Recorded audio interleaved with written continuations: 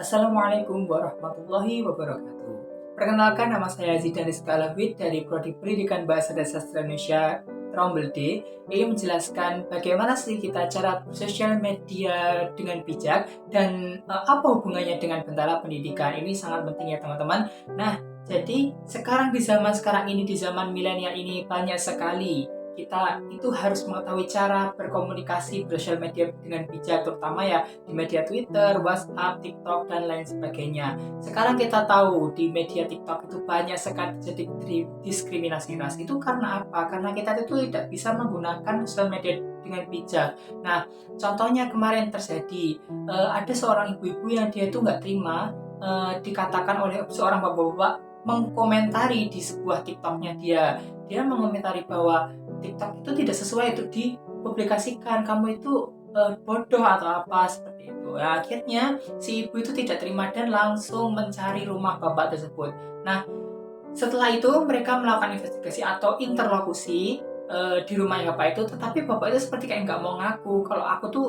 nulis itu bukan karena nggak ada niatan apa-apa. Nah, padahal bagi ibu tadi itu dia tuh terasa kalau saya tersinggung dengan kata-kata itu. Nah, dari situlah itu termasuk kita harus menjaga bagaimana caranya kita berkomunikasi dengan bijak. Nah, selain itu, dalam berkomunikasi secara bijak itu kita tentunya tahu, terutama kita seorang siswa atau mahasiswa itu tentunya dalam bersosial media itu juga harus digabungkan dengan pendidikan. Kenapa saya ini mungkin tidak sinkron ya, karena ini di sini waktunya maksimal 5 menit dan minimal 1 menit. Jadi saya menjelaskannya melompat ya. Nah, jadi karena keterbatasan waktu ini, saya hanya menjelaskan hubungannya apa dengan Bentala Pendidikan. Nah, setahu saya cara kita berkomunikasi atau cara kita bersosial media dengan bijak itu dengan memanfaatkan gadget kita itu untuk membuka bibliotek online. Apa itu bibliotek online? Bibliotek online sering kita kenal dengan perpustakaan online. Nah, sekarang kita tahu ya banyak sekali perpustakaan online yang ada di Indonesia ini. Contohnya yang dekat-dekat dulu aja, kita kan bisa download di UI Untidar ya. Di situ kita udah termasuk satu hal, kita udah termasuk satu apa ya ini satu kebaikan yang dimana kita tuh bisa berkomunikasi dengan e-book gitu ya. Selain itu kita juga bisa menggunakan e-book itu lebih bermanfaat daripada kita menulis ketikan yang tidak sehingga akan menyebabkan diskriminasi seperti yang terjadi di TikTok tersebut yang tadi saya ceritakan ya, seperti itu.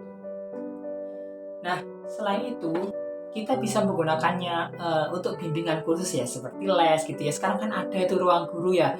Dan ini biasanya ruang guru itu sangat digunakan untuk anak-anak atau para remaja yang ingin masuk ke jenjang perguruan tinggi negeri. Misalnya untuk beralih seperti soal-soal UTBK, itu bisa ya kita mencoba itu dalam bidang edukasi. Malah justru itu sangat penting dan bisa membuat kita itu menambah relasi, menambah ilmu, menambah wawasan dengan cara kita mengikuti prosedur-prosedur yang ada di media edukasi tersebut. Ya tadi ya bisa lainnya seperti Brainly itu untuk mencari jawaban ya. Tetapi eh, dampak negatifnya adalah ketika kita menggunakan Brainly, ini maaf saya lompat lagi, dalam menggunakan Brainly itu kadang anak-anak itu cuma hanya ingin mencari jawaban saja. Terkadang kita tuh nggak tahu itu soalnya susah ini ya.